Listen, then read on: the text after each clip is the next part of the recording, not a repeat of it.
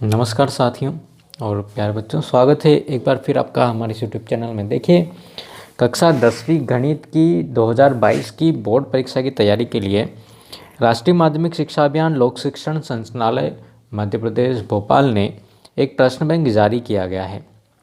और प्रश्न बैंक की जो खास बात है उसके बारे में हम बात करेंगे, लेकिन आप चाहें तो आपने ये प्रश्न बैंक जो है पोर्टल से डाउनलोड कर दिया होगा, और अगर डाउनलोड नहीं किया है तो मैं आपको डिस्क्रिप्शन में एक लिंक दे दूँगा, उस पर क्लिक करके आप इस प्रश्न बैंक को आप डाउनलोड कर सकते हैं।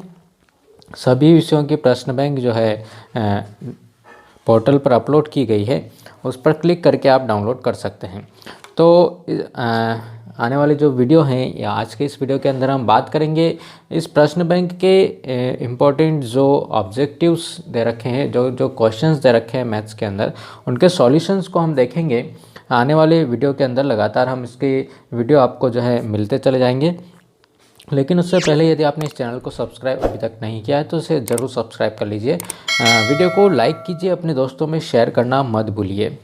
तो यहाँ पर हम प्रश्न बैंक के बारे में बात करते हैं। ये अभ्यास प्रश्न बैंक हैं परीक्षा की तैयारी के लिए। तो सबसे इम्पोर्टेंट बात इसके अंदर एक दे रखी है कि जैसा कि हम पहले भी देख चुके हैं, आपको अच्छे तरीके से इसका डिस्क्रिप्शन और मैं वीडियो भी मैं लिंक दे दूँगा कि जिस तरीके से हमने पहले ब्लूप्रिंट के बारे में बात की थी कि उसमें अपने को क्या क्या पढ़ना है, उस सब्जेक्ट के अकॉर्डिंग जो है अपने को पर चैप्टर वाइज जो है कितने टॉपिक्स पढ़ने हैं, उसके बारे में हमने एक वीडियो बनाया था और एक कंबाइंड ब्लूप्रिंट बनाया था, जिसके अंदर ये तो सारा दिया है, लेकिन उसके अंदर एक कॉलम और ऐड किया था हमने, जिसमें दिया गया था कि इसमें से कौन कौन से टॉपिक हटाए गए हैं और हमको उन टॉपिक्स को नहीं पढ़ना है इस बार की परीक्षा के लिए। साथ ही हमने ब्लूप्रिंट के बारे में बहुत अच्छे से विस्तृत चर्चा भी की थी उस वीडियो के अंदर, तो आप वो वीडियो देखिए। इसमें जो सेकंड पेज है उसके ऊपर ये दिया गया है कि यहाँ पर जो है कौन कौन से टॉपिक्स जो है हटाए गए हैं, तो आप एक ही वीडियो के अंदर उसको जा कर के देख सकते हैं। यहाँ हम सबसे पहले हम बात करें इसके एक और ख़ास बात की, प्रश्न बैंक की। तो यहाँ पर जो चैप्टर जो दिया गया है, देखिए अध्याय 1 वास्तविक संख्या, सबसे पहला जो हमारा अध्याय है उसके अंदर यहाँ पर सबसे इम्पोर्टेंट चीज़ है कि अंकवार प्रश्नों की संख्या। इसका ब्लूप्रिंट जो है कि इस अध्याय में से इस बार जो है क्या क्या पूछा जाएगा। एक एक नंबर के 3 ऑब्जेक्टिव आएंगे, 1, 2, 3, और 2 नंबर का एक प्रश्न मिला करके कुल जो है 5 नंबर का अध्याय हमारा रहने वाला है। और हटाए गए भाग के बारे में बात करें तो अपने को सिर्फ यहाँ पर जो है इस चैप्टर की प्रश्नावली 1.2 और 1.3 1.1 और 1.2 को ही पढ़ना है, ठीक है। 1.3 और 4 को हटा दिया गया है, सिर्फ 1.2 और 1.1 दो प्रश्नावली अपने को यहाँ पर पढ़नी है और सिर्फ एक ही प्रश्न पूछा जाएगा। देखिए 2 नंबर का और ऑब्जेक्टिव 3 है, तो अपने को ऑब्जेक्टिव की तैयारी ज़रा अच्छे से करनी है। तो यहाँ पर ये भी कहा गया कि ये जो ऑब्जेक्टिव दिए गए इनमें से परीक्षा में पूछे गए ऑब्जेक्टिव सबसे ज़्यादा हैं और इनके आने की संभावना जो है वो परीक्षा के अंदर सबसे ज़्यादा रहेगी। तो अपने को इनको ही है, इन्हीं क्वेश्चंस को हम तैयार करेंगे और इन्हीं के ऊपर हम बात करेंगे। देखिए सबसे पहला जो प्रश्न दिया हुआ है ऑब्जेक्टिव के अंदर 96 और 404 का HCF होगा। कि HCF निकालने के लिए हम जो सब क्वेश्चन नंबर 1 के अंदर फर्स्ट पार्ट की हम बात करें तो 96 के जो गुणनखंड होते हैं और 404 के जो गुणनखंड होते हैं, अभाज्य गुणनखंड विधि से हम HCF ज्ञात कर सकते हैं। एक और विधि है यूक्लिड विभाजन प्रमेय का, यूक्लिड विभाजन एल्गोरिथम, उससे भी हम जो है ज्ञात कर सकते हैं। तो यहाँ पर जो कि सम संख्या है इसलिए 2 से भाग जाएगा, 2 चौके 8 और 2 8 16 हो गया। यहाँ पर फिर 2 से भाग चला जाएगा तो कितना हो जाएगा, 24 हो जाएगा। 2 से 12 हो गया, 2 से भाग जाएगा तो 6 मिलेगा, 2 से भाग जाएगा तो 3 मिलेगा और 3 एकम 3 मिल जाएगा, ठीक है। तो 96 के जो गुणनखंड मिले अपने को 2 गुना 2 गुना 2, 2 मिला अपने को 5 बार और गुना 3। और 404 के जो है, जो कि सम संख्या इकाई के स्थान पर 0 2 4 6 8 हो तो हम जो है 2 से भाग उसमें लगा सकते हैं। और यहाँ पर भाग गया तो 2 दूनी 4, 0 और 2 दूनी 4। फिर यहाँ पर भी हम 2 से भाग लगाएं तो यहाँ पर 101 और 101 जो है वो कैसी संख्या है, अभाज्य संख्या है, अर्थात ये संख्या जिसके अंदर स्वयं इसका ही भाग जाएगा, एक का भाग जाएगा, इसके अलावा कोई संख्या का भाग नहीं जाएगा। चलिए, इसको अभाज्य गुणनखंड इसलिए बोलते हैं कि इधर जितनी सारी संख्या हम लिखते हैं वो सारी जो संख्याएं हैं जिससे हम भाग लगा रहे हैं वो अभाज्य संख्या होती है, इसलिए इस विधि को हम जो है अभाज्य गुणनखंड विधि कहते हैं। इसके अभाज्य गुणनखंड हम ज्ञात करते हैं और इस विधि से हमको HCF निकालना होता है। अब HCF निकालने के लिए नियम क्या है हमारे पास में कि जिन दो संख्याओं का, तीन संख्याओं का जितना भी HCF निकालना है उनके गुणनखंड कर लेते हैं और ऐसे गुणनखंड ढूंढना है जो सब जगह मिलते हैं अपने को, जो सभी में कॉमन है। तो यहाँ पर एक सबसे पहला जोड़ा तो अपना है 2 कॉमन है, और दूसरे जोड़े में बात करें तो यहाँ पर भी 2 कॉमन है और यहाँ पर भी 2 कॉमन है। इसके अलावा कोई भी उभयनिष्ठ गुणनखंड इसके अंदर नहीं बन रहा है, तो इसका HCF अपने को कितना मिल जाएगा, 4 मिल जाएगा। तो इसका जो सही उत्तर है वो हो जाएगा यहाँ पे ऑप्शन नंबर बी जो है इसका राइट हो जाएगा। अब 12 और 15 का HCF कितना होगा, देखिए 12 और 15, 12 को हम लिख सकते हैं 2 दूना 4 तिया 12, और 15 को हम लिख सकते हैं 15 के गुणनखंड कितने होंगे 3 गुना 5। और HCF के लिए क्या बताया, ऐसे गुणनखंड जो दोनों में उभयनिष्ठ है, यहाँ पर 3 है तो यहाँ पर भी 3 है, इधर 2 नहीं है तो उसको छोड़ देंगे, इधर 5 नहीं है तो उसको छोड़ देंगे, केवल अपने को जो दोनों में कॉमन मिल रहा है उसी को अपने को लेना है। तो इसका HCF अपने को कितना मिल जाएगा, इसका HCF जो है अपने को 12 और 15 का HCF 3 जो है अपने को मिल जाएगा। तीसरा जो प्रश्न है क्या है, दो संख्याओं का गुणनफल 32 है। मान लिया कि पहली संख्या और दूसरी संख्या दोनों का गुणा 32 दे रखा। हम एक सूत्र है कि दो संख्याओं का गुणनफल, दो संख्याओं का गुणा उनके LCM और HCF के गुणा के बराबर होता है। किन्हीं भी दो संख्याओं का गुणा करवाएं, उनका LCM निकाले और HCF निकाले, उन दोनों का गुणा करवाए तो ये आपस में कैसे होते हैं, बराबर होते हैं। अब गुणनफल अपने को डायरेक्टली दिया हुआ है कि दोनों संख्याओं का गुणा कितना दिया हुआ है, 32 दिया हुआ है, और उनका LCM जो है वो कितना है, 8 है। LCM 8 है तो HCF अपने को ज्ञात करना है। इस 8 को हम इधर ले जाएंगे तो कहाँ चला जाएगा, जब हम इसको ट्रांसफ़र कर रहे हैं, इधर चेंज कर रहे हैं तो ये इधर गुणा में है, यहाँ पे आएगा तो कहाँ चला जाएगा, भाग में चला जाएगा। इसलिए इसका जो HCF मिलेगा 8 चौके 32 अपने को जो है कितना मिल जाएगा, इसका HCF 4 बार कटा, इसलिए इसका HCF अपने को 4 प्राप्त होगा। तो इसका राइट आंसर कितना हो जाएगा, ये ऑप्शन नंबर ए हो जाएगा। 4 और 7 का HCF निकालना है। फोर्थ क्वेश्चन है 4 का HCF और 4 और 7 दोनों का HCF निकालना है। 4 के अभाज्य गुणनखंड हम देखते हैं कितने होते हैं, 2 गुना 2, ठीक है।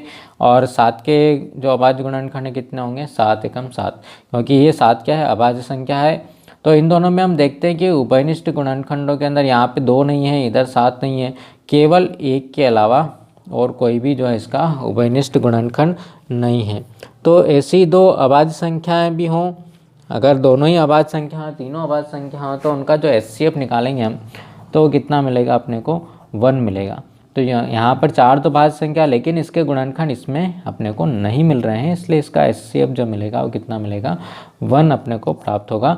तो इसका राइट आंसर जो है वो कितना हो जाएगा, ऑप्शन नंबर ए जो अपने को मिल जाएगा। किसी पूर्णांक m के लिए समपूर्णांक निम्न स्वरूप का होता है। पांचवा जो अपना ऑब्जेक्टिव है, एक पूर्णांक दिया हुआ है। देखिए पूर्णांक क्या होते हैं, ठीक है। पूर्ण संख्या जो होती है हमारी, उसके बारे में हम जानते हैं कि 0 1 2 3 4 से लेकर के कहाँ तक, अनंत तक अपने को मिलती जाती है, पूर्ण संख्या होती है। और इन पर अगर हम इसमें ऋणात्मक संख्याएं भी अगर हम मिला दें, ठीक है, ये कौन सी है, धनात्मक है इस तरफ, और ऋणात्मक भी मिला दें जो कहाँ से चलेगी, ऋण अनंत से चलेगी, तो इन संख्याओं को हम क्या बोलेंगे, पूर्णांक। पूर्णांक का अर्थ होता है कि जो पूर्ण हो, ठीक है, जो बटे बटी में नहीं हो, दशमलव में नहीं हो, उन्हें हम क्या कहेंगे, पूर्णांक कहेंगे। अब किसी पूर्णांक m के लिए समपूर्णांक निम्न रूप का होगा। कोई पूर्णांक दिया हुआ m, देखिए यहाँ से हम कोई भी पूर्णांक ले लेते हैं, चाहे हम 1 ले लें, तो 1 में जो अगर हम 2 से गुणा करवा दें तो अपने को क्या मिलेगी, सम संख्या मिलेगी, ठीक है। 2 में भी हम 2 से गुणा करवा दें तो क्या मिलेगी, सम संख्या मिलेगी। 3 में भी, मतलब अगर आप किसी विषम संख्या में 2 से गुणा करवा देते तो भी सम संख्या मिलती है, और सम संख्या में भी 2 से गुणा करवा दें तो सम संख्या मिलती है। तो अपने को क्या पूछा है कि यहाँ पर कि समपूर्णांक किस रूप का होगा। कुछ सम पूर्णांक के लिए क्या ज़रूरी हो गया हमारे पास में कि किसी भी पूर्णांक के अंदर अगर हम 2 से गुणा करवा दें तो हमेशा अपने को सम पूर्णांक ही प्राप्त होगा। तो यहाँ पर इसका जो राइट आंसर है वो कितना हो जाएगा, 2m हो जाएगा कि हमेशा अपने को किसी भी पूर्णांक में अगर हम 2 से गुणा करें चाहे वो विषम हो तो भी अपने को हमेशा सम संख्या प्राप्त होगी। अगला जो क्वेश्चन है 6 वाला, 5, 15 और 20 के लिए एलसीएम और एचसीएफ का अनुपात होगा। 5, 15 और 20 तीनों का एलसीएम भी निकालना है और एचसीएफ भी निकालना है। देखिए 5 के गुणनखंड 5 तो अभाज्य संख्या हो गई, 5 गुना 1 हो गया। 15 के जो अभाज्य गुणनखंड होंगे हमारे पास में कितने मिलेंगे, 15 को हम लिख सकते हैं 3 गुना 5 और अगला जो है वो कितना है 20 है, 20 को हम लिख सकते हैं 2 दूना 4 और 5 20। अब इसका एचसीएफ हम निकाल लें। तो एचसीएफ के लिए क्या बोला है कि जो सब जगह मिलता है, जो सभी में उभयनिष्ठ है, 5 यहाँ पे भी है, 5 यहाँ पे भी है, 5 यहाँ पे भी है, तो 5 तो एक उभयनिष्ठ हो गया। इसके अलावा कोई उभयनिष्ठ गुणनखंड, 1 के अलावा और कोई उभयनिष्ठ गुणनखंड इसके अंदर नहीं है, इसको गुना 1 भी हम लिख सकते हैं। तो इसका जो एचसीएफ वो कितना हो गया, 5 हो गया। एलसीएम के बारे में हम बात करें तो एलसीएम में अपने को ये करना है कि हमेशा जब हम बाज़ार में जाएं, मिठाई लेने जाएं तो सभी दुकानों पे जो मिलती है वो तो हो जाएगा हमारा एचसीएफ। जो सब दुकानों पे मिलता है वो एचसीएफ है और जो हमेशा नई मिठाई अपने को मिलती चली जाती है उसको अपने को एलसीएम में लेना है। तो सबसे पहले हमने सर्वे किया और ये 5 जो है वो सब जगह मिल रहा है, इसलिए 5 को तो हमने लिख लिया। उसके बाद हम गए तो नेक्स्ट कितना मिला, 3 मिला। 3 यहाँ पर नहीं है, ये नई चीज़ है, ठीक है। ये 2 मिला, ये भी नया है और एक और 2 हमारे पास में रह गया कि इसके पास में जो है अलग प्रकार का ये सामान है, इसलिए सबको अपने को लेना है। सभी अलग अलग टाइप के जो इतने गुणनखंड मिलेंगे अपने को सभी को अपने को शामिल करना है एलसीएम के अंदर। तो इसका जो एलसीएम हो गया कितना हो गया, गुणा करवा दें हम इसको, 15 और 4 कितना हो गया, 15 चौके 60 हो गया। पूछा क्या है, एचसीएफ, एलसीएम और एचसीएफ का अनुपात है, एलसीएम बटे एचसीएफ। एलसीएम कितना है हमारे पास में 60 आया और एचसीएफ कितना आया 5 आया। काटेंगे इसको, कितना मिला 12 5 60, मतलब 12 बटे 1। ये अनुपात कितना हो जाएगा, 12:1 अपने को जो है इससे प्राप्त हो जाएगा। तो इसका राइट आंसर जो है वो कितना हो जाएगा, आंसर नंबर डी जो है इसका राइट हो जाएगा। नेक्स्ट जो है अपना भाज्य बराबर भाजक गुणित भागफल धन शेषफल के बराबर होता है। भाज्य बराबर भाजक गुणित भागफल धन शेषफल।